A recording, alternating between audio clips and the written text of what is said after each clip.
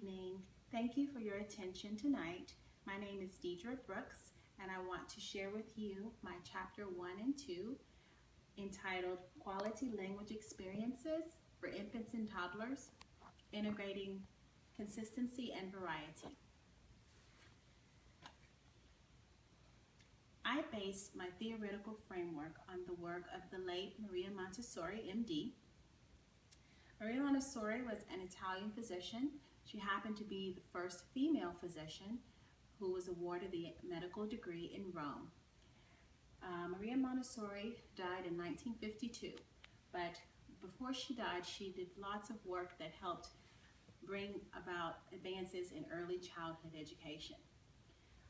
She began her work with young children in an orphanage. Being the first woman, she was somewhat resigned to working with orphans in an orphanage, and it was through her observations of these children that she discovered the many immense receptive and expressive capabilities of children with language. And generally speaking, Maria Montessori wrote many books and published many of her lectures. One of them was entitled The Four Planes of Development, and it's in the first plane of development where she realized that children have an immense ability to learn and they have an absorbent mind.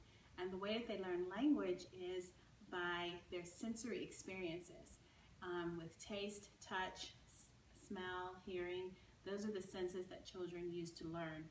And from those sensory experiences and their experiences in their environment, touching objects in their environment, the children form mental images that are attached to those sensory experiences. And our role as adults is to offer language and words that give the children the word association. So that is how Maria Montessori created somewhat of a theory for language development. So for infants and toddlers, language looks like lots of sounds, consonant sounds, babbling, mimicry, and what we can do as adults to nurture that is to give them quality language experiences. In defining an optimal or quality language experience, that means giving them rich vocabulary, not so much baby talk, but vocabulary words. Engaging in mutual conversations and exchanges with language, sharing direct eye contact when communicating with children, and articulating our words when we speak, and also giving them variations with pitch, tone. Those keep children stimulated and interested in learning language. And then, of course, reading books teaches the joy of reading.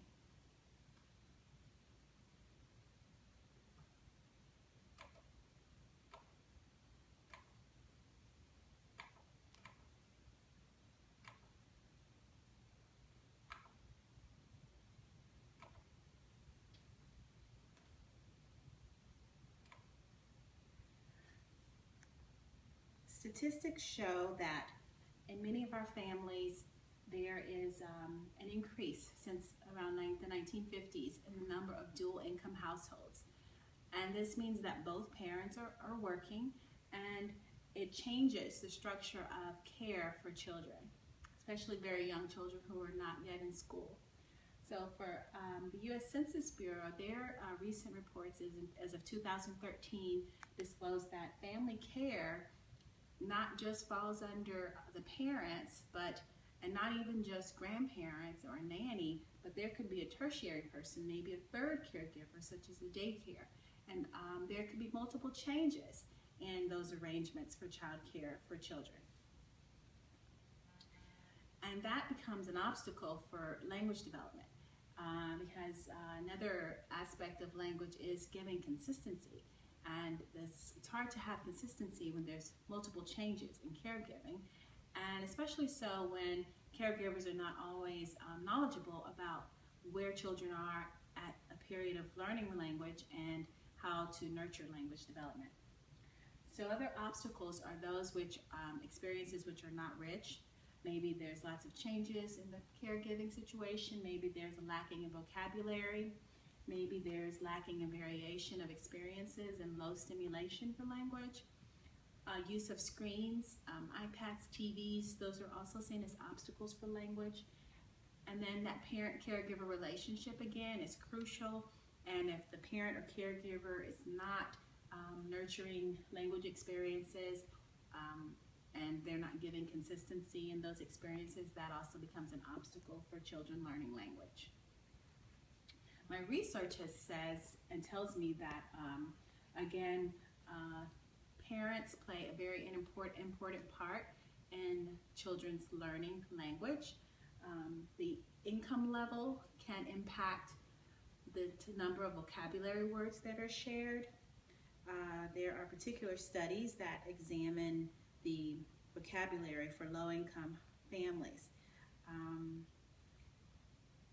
One of them was the one that was done by Allison, Robinson, Hennington, and Batajere in 2011.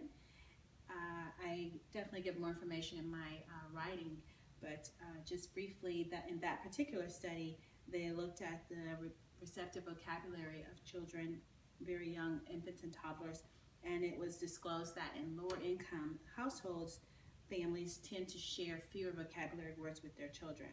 And there was an EPIC study done by Hart and Risley in 1995 and republished in 2003 that also, and really kind of kicked it off back in the early 90s, this attention to the number of vocabulary words that could be lacking and are lacking in lower income households. My research has also shared that the level of reciprocity between the parent-infant interaction can also impact the language experiences for children. Use of gestures. There was a study done on ethnic families, and it was shown that many ethnic families tend to use more gestures in communicating, and this can become an obstacle for learning how to express language verbally. There are also screens, the use of screens. There was a study done by Deborah Linebarger and Vila in 2010 that talked about how screen media can become an obstacle to language learning. The children do not learn language from screens. They learn from human interactions and human experiences. It doesn't say that you can't learn it all, but you definitely cannot, that cannot be a basis for or a foundation for learning language. Screens cannot be. There are other associated risks with lack of quality of language experiences that impact children long term. My study will be designed to aid all families. I feel that it will meet a need where there are families, again, who are secondary and tertiary caregivers. We'll give them a tool that will be easy and simple. I believe that any caregiver can give a positive, consistent language experience that will make a difference. Because children are so open and receptive at this age, it's very easy to prevent any language or developmental delays. And we'll also, in my study, I will also look at other potential obstacles such as pacifiers and birth order. My study matters. It's important because children suffer. They suffer socially when their speech is delayed or developmentally challenged or impaired, and children become at risk for behavioral disorders. There's studies that show children who lack a strong expressive language ability tend to have high marks for attention deficit disorders. So my study will give a tool and a technique that it would be able to help all children at an early period in their development. Thank you very much. I appreciate your time, and I welcome any questions or feedback about my study. Good night.